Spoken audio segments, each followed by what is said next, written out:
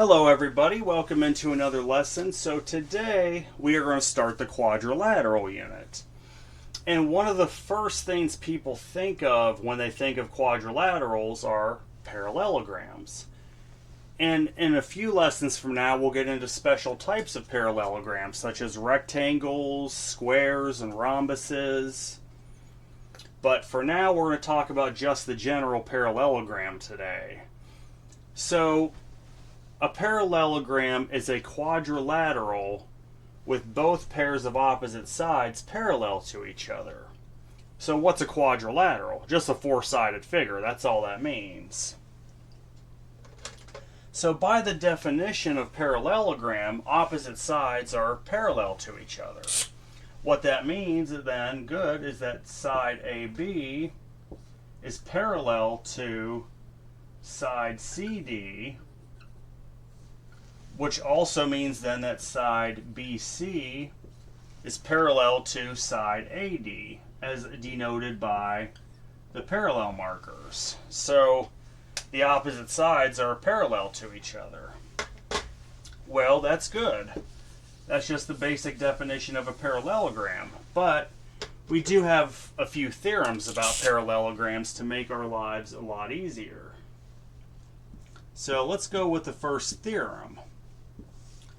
First theorem is that opposite sides of a, here's a symbol for parallelogram, are congruent. So the first theorem is that opposite sides of a parallelogram are congruent. So that means here then that AD would be congruent to BC, and then that AB would be congruent to CD, based on that theorem. So we can then conclude AB is congruent to CD, and then that BC is congruent to AD. So those are what we can conclude based on the theorem about opposite sides of a parallelogram. Okay, there's another theorem.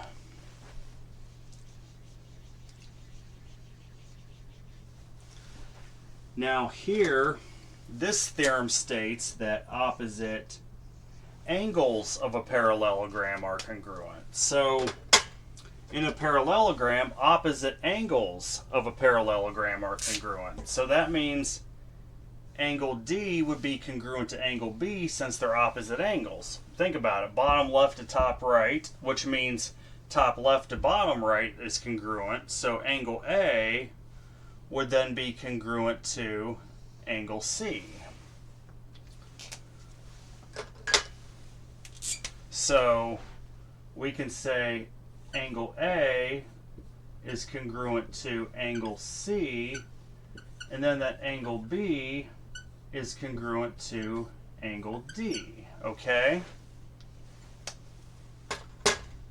So far we've learned that opposite sides of a parallelogram are parallel and congruent, and then we just learned that opposite angles of a parallelogram are congruent. There is one more theorem.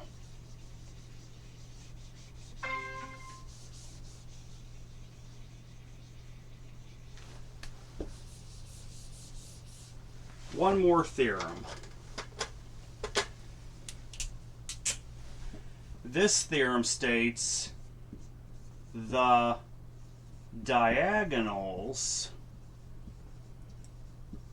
of a parallelogram bisect each other.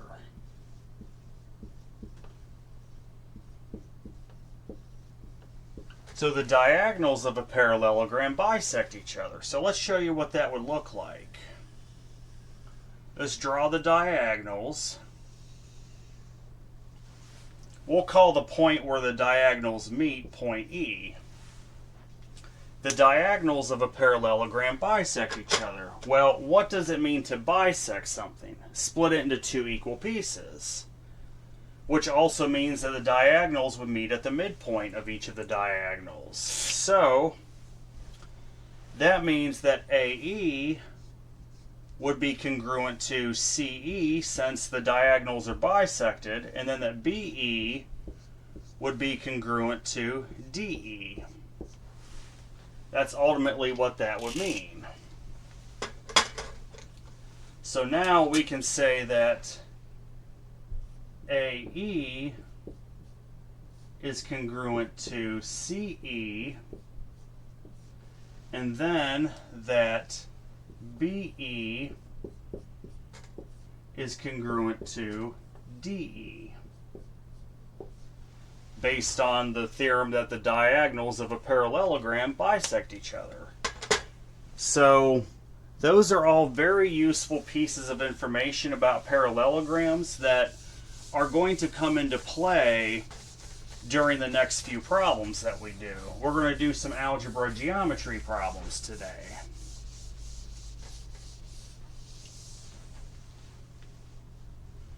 So, let's go ahead and set this up. We have here for the next 6 exercises that PQRS is a parallelogram. Find the values of X. Well, that's definitely one of them, but I want to list it in alphabetical order. Of A, B, X, and Y. So we're going to find some missing values. Let me go ahead, start with our parallelograms. So here's P, Q, R, S. Let's see what we're given here. QR has a length of 8. QR has a length of A. PS has a length of 8. SR has a length of B. PQ has a length of 10. Angle S is 62 degrees. Angle R is X. Angle Q is Y. So now we just need to find the values of A, B, X, and Y. Well, what do we know about sides of a parallelogram? Opposite sides are congruent, so that means A would have to equal 8. So there's one value we just solved for. A would equal 8. And then likewise, B and 10 are opposite sides, so that means they're congruent. So that means B would have to equal 10. So there's another one down. Let's actually start with X. So, in a parallelogram, obviously, the opposite sides are parallel. PS would be parallel to QR, right? Well, SR would act as a transversal. We know when you have two parallel lines cut by a transversal that same side interior angles are supplementary. So to find X, you're actually going to take X plus 62 and set that equal to 180 degrees, which would have to mean then that X would be equal to 118 degrees. So the answer you should get for X is that it's 118 degrees.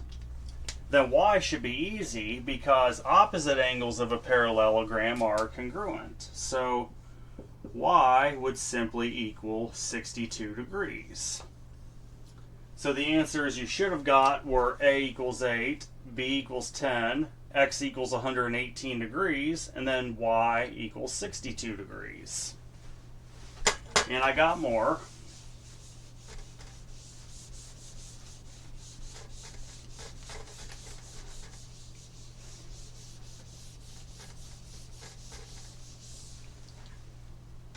See here.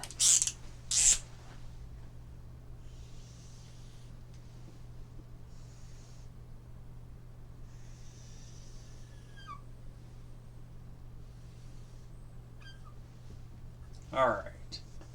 P, Q, R, S. This time we have a diagonal going from S to Q. Now let's see what else we're given here.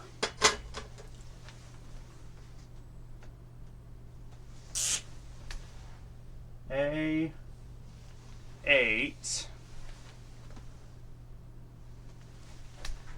B 15, and then we have 80 degrees here, X here, Y here, 30 degrees here. Okay. So we've been given all the information that we can possibly get. Now we just got to solve for these variables. Well, start with A. Opposite sides are congruent, right? So that means A would have to equal 8. So there's that much. Same with B. Opposite sides are congruent, meaning that B would have to equal 15. Now let's go to X. Look at this here. Angles P and R are opposite angles. Well, opposite angles of a parallelogram are congruent. So that just simply means that X would have to equal 80 degrees, which just leaves Y. Well, wouldn't it be true then that angles R and Q, the whole angle Q with Y and 30 put together, that angles R and Q are same side interior angles, which means they're supplementary. So what you're going to take here then to solve for Y is you'll take that Y plus 30 plus your value of X, which was 80, set that equal to 180, which should then just give you Y plus 110 equals 180, which would then leave you with Y equals 70 degrees. So the answers you should have got were A is 8, B is 15, X is 80 degrees, and Y is 70 degrees. And I do have even more.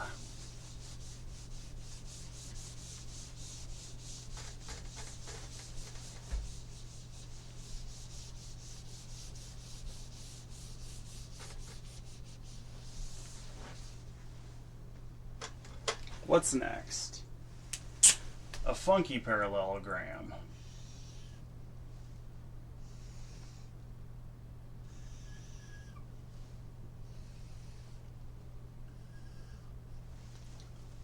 P, Q, R, S. A diagonal from P to R. Let's see what they give us. What are we given?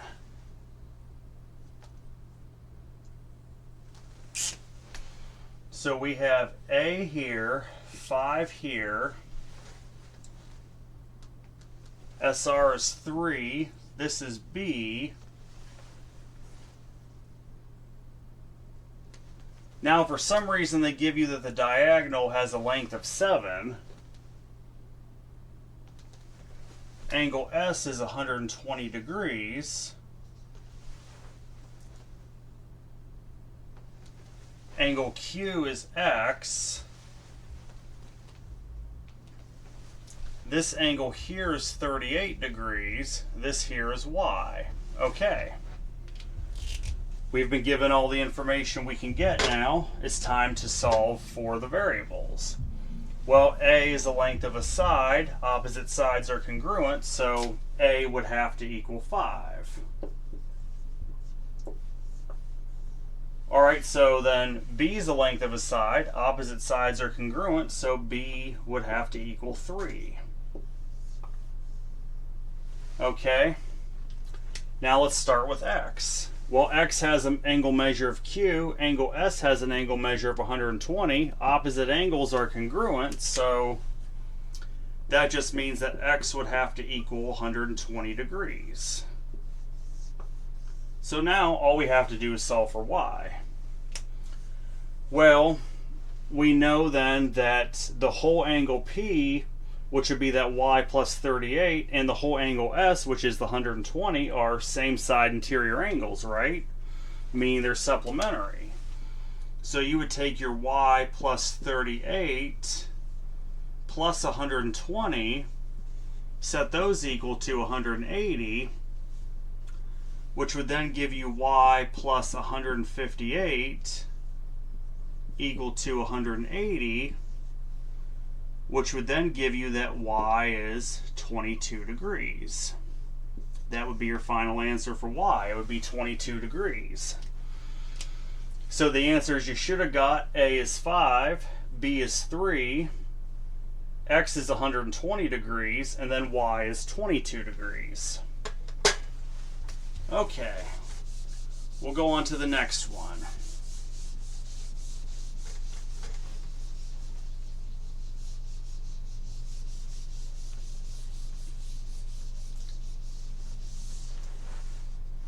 Well, let's see here. What was the next one? Doesn't help trying to do it from memory.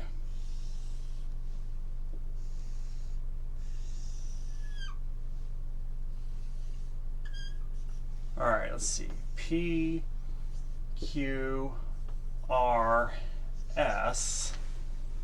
This time 2 diagonals. So let's go from P to R, then S to Q. All right, so we have our 2 diagonals in there also. Now what did they give us? A, 9,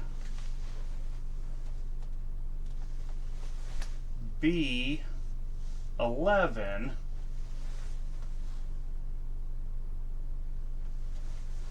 this here is 70 degrees, that here is 33 degrees, this here is 50 degrees, that's Y,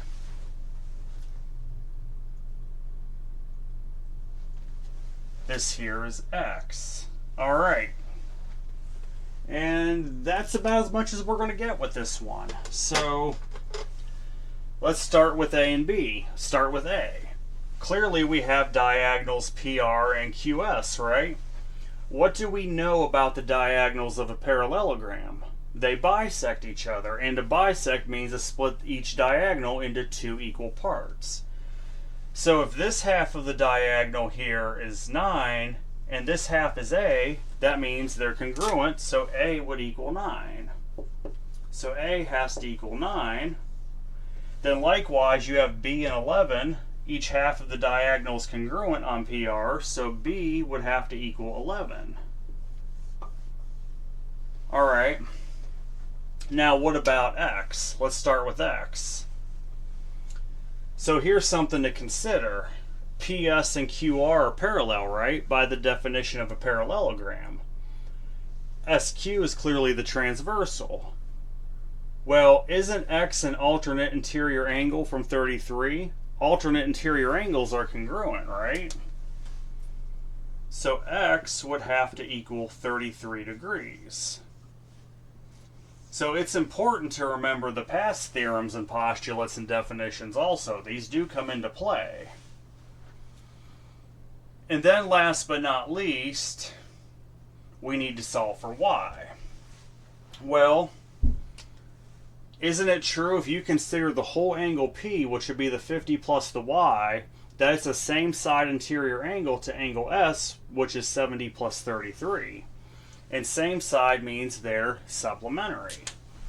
So if you take Y plus 50 plus 70 plus 33, set all that equal to 180, you can solve for Y, which would break down into Y plus 153 is equal to 180, which simply gives you that Y equals 27 degrees. That'd be your final measurement for Y, is that it's 27 degrees. So you should have got A is 9, B is 11, X is 33 degrees, and Y is 27 degrees.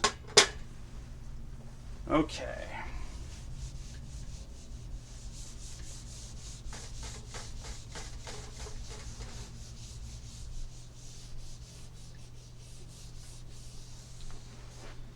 So, what do we got next?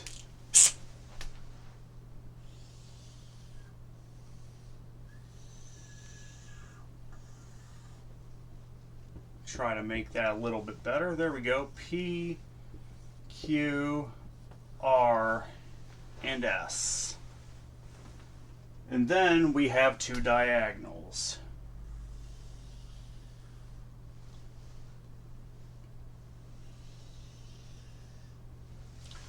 Let's see what they give us now for this one. This side is 15. This side's B, this side's 8. This here is A, this is 8.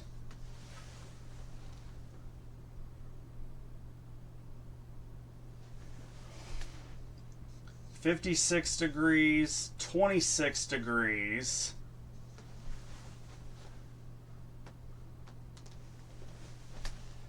X, and Y. Okay, so there's all the information we have been given. It's time to solve. Well, start with A. Clearly A lies on diagonal PR. We know the diagonals of a parallelogram bisect each other. If this half of diagonal PR is 8, that means the other half is also 8. So A would therefore equal 8. And then with B, opposite sides of a parallelogram are congruent, so B would also be 8. So let's notice something real quick. A equals 8, B equals 8. This is split into a little triangle here. What does that mean? You have the same lengths for A and B. You actually have an isosceles triangle right here, which means we can use the isosceles triangle theorem. So, A is congruent to B. Well, the angle opposite of A is 56, which means the angle opposite of B also would have to be 56°. So using the isosceles triangle theorem, which really is going to help you here in a second, we were able to determine that the angle across from B is also 56. This helps you solve for X because the angle where X is a vertical angle from 56, right? And we know that vertical angles are congruent. So X equals 56°.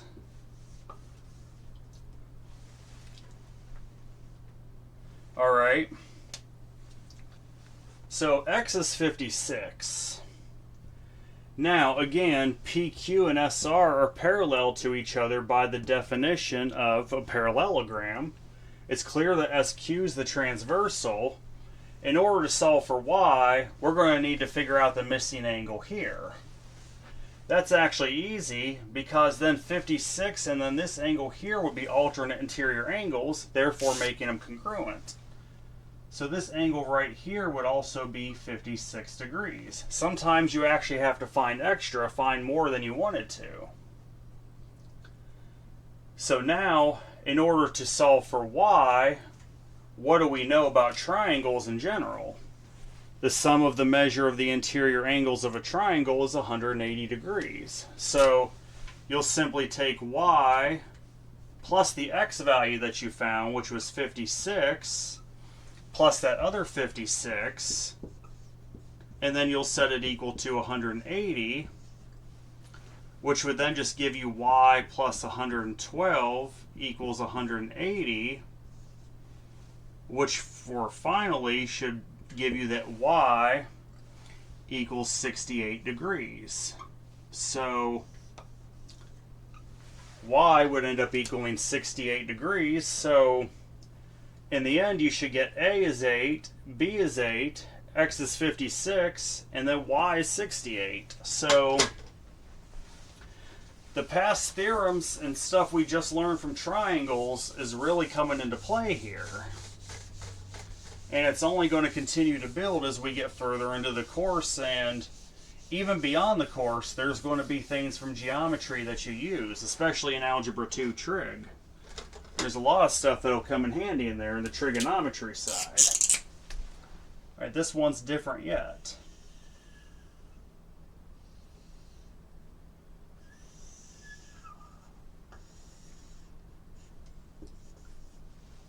PQRS.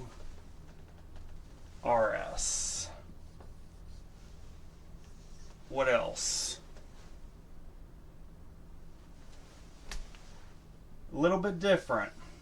No, not quite that big. It's not quite that big.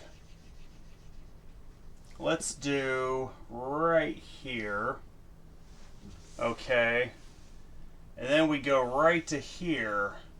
So this is a little bit different, as you can see. See what they give us. They give us that this is a right angle. That's going to help us a lot in a minute.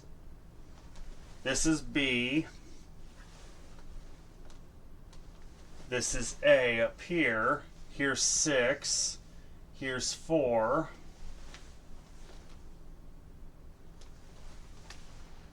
(45°) X, and then Y. Well, that looks hideous, doesn't it? It really, really looks hideous. But it's not as bad as you think. Let's solve for A. So let's go ahead and solve for A.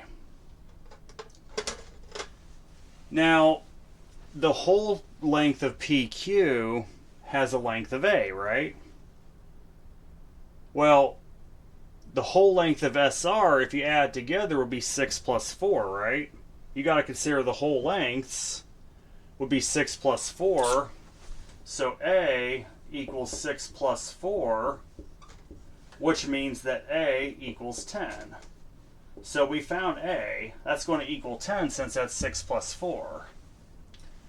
Now, to find B, it almost looks like you're going to pull some crazy trick to find with Pythagorean theorem. But here's the problem. We don't know the length of this hypotenuse, do we? So Pythagorean theorem wouldn't do us much good here. So we can't solve for B right away. And it's human nature to want to solve these in alphabetical order. But we can't always do that. Let's actually start with angle X. Isn't it true then, if this is a parallelogram, that sides PS and sides QR they're parallel to each other, right? Which means that SR is the transversal. There's a couple theorems we could use. The one, of course, is the classic same side interior angles to solve for X.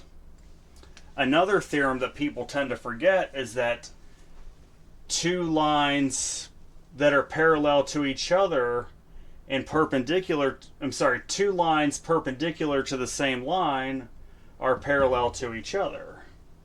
Well, we don't know they're perpendicular, but anyway, that's a good theorem. We can go on the side that same side interior angles are supplementary. So angles R and S are supplementary. So to solve for that, you would take X plus the 90 here, set that equal to 180, which means X equals 90 degrees. So we've actually now determined that X is 90 degrees.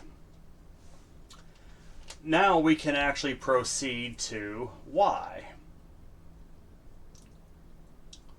We can proceed to Y now. What do we know to find the missing angle measure of Y? Since X is a right angle, what do we know about right triangles? That the two acute angles of a right triangle are complementary. So that means Y plus 45 would equal 90, wouldn't it? Which would then just give you that Y equals 45 degrees. So we found A to be 10, we have X at 90 degrees, we have Y at 45 degrees. Well, we still got to deal with the matter of B, but just hang on a second. y is 45 degrees, right? This angle here is 45 degrees. Well, that means you have an isosceles triangle. That this angle y and this 45 degrees are congruent to each other, which means the sides opposite those angles are congruent. So the side opposite y is 4. That means the side opposite 45 would also have to be 4. And now we can solve for b, because b is an opposite side to QR, meaning they're congruent. So you would then get that b equals 4. So in the end, you should have got that a is 10, x is 90 degrees, y is 45 degrees, and then b is 4. So this actually brought back quite a few theorems from what we've talked about here recently. So it's important to learn them and not forget them. And if you are struggling, that's okay. My past videos will always be there for free. You can play them anytime. Alright, I would like to do... I don't think we're going to do that many.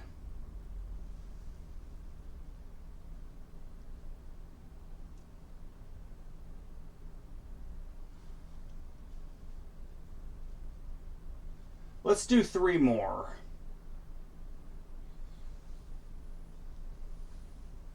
Yeah, let's do 3 more here. So, let's go with another parallelogram.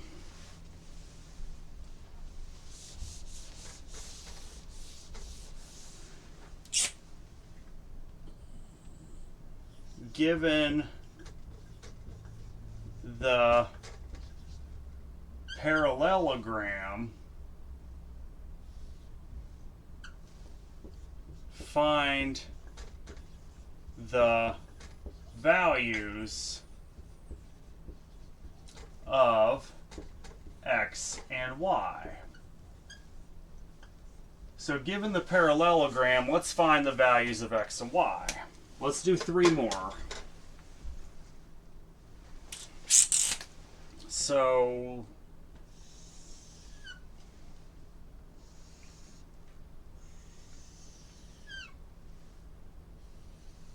not as many variables to find this time around. We still here have some diagonals. Alright, well, let's see what they give us.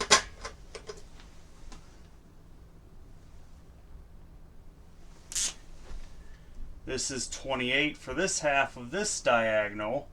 This is 2y minus 8.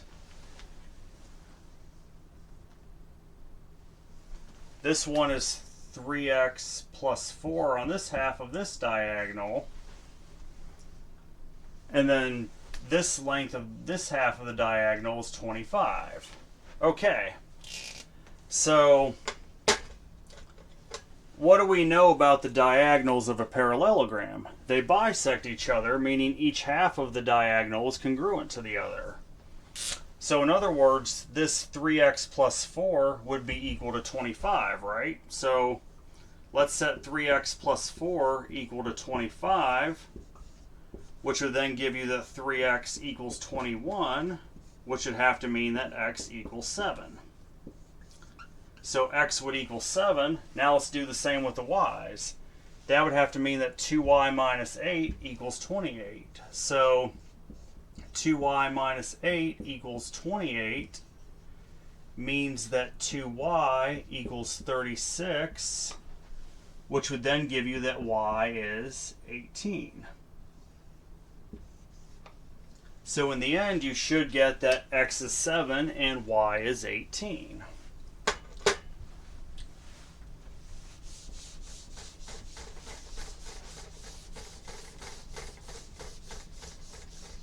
I had 2 more, then we're done.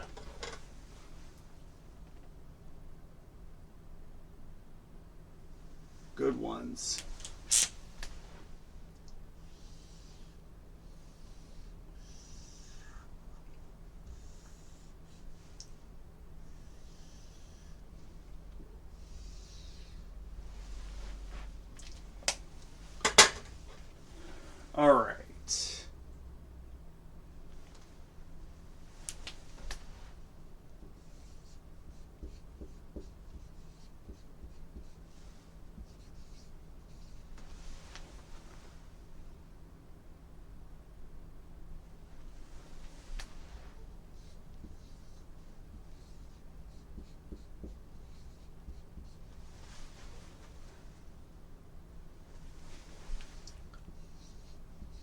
Alright, so here's a parallelogram. They give you this side is 2x plus 5y, this side's 30. You have a diagonal here running from the bottom left to the top right, where the first half is 18, the second half is 2x plus 2y. Then the diagonal running from the top left to bottom right, well, the bottom half here is 20. It seems kind of unrelated to what we're about to do, doesn't it? And as I said, sometimes they'll give you unnecessary information. So what you're really about to have here is a system of equations. Let me show you. Because opposite sides of a parallelogram are congruent, so that means 2x plus 5y is going to equal 30, isn't it?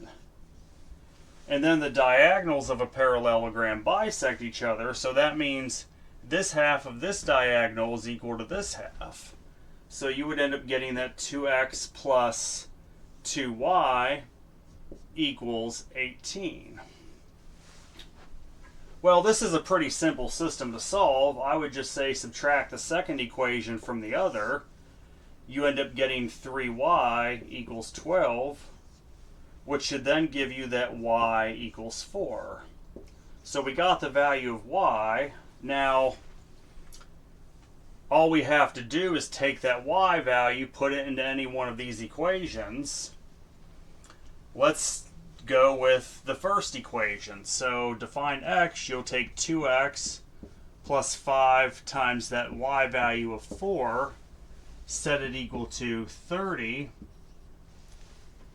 which would then give you that 2x plus 20 equals 30, which then means 2x equals 10, which then gives you that x is equal to 5.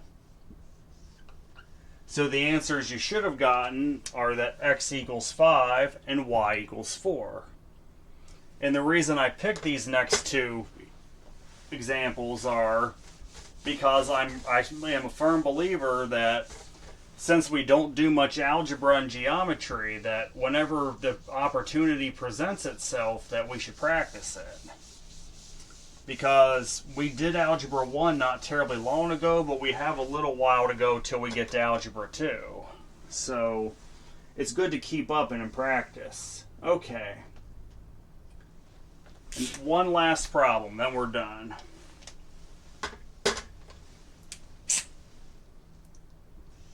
Similar type of problem, but different. I think there's diagonals, yes.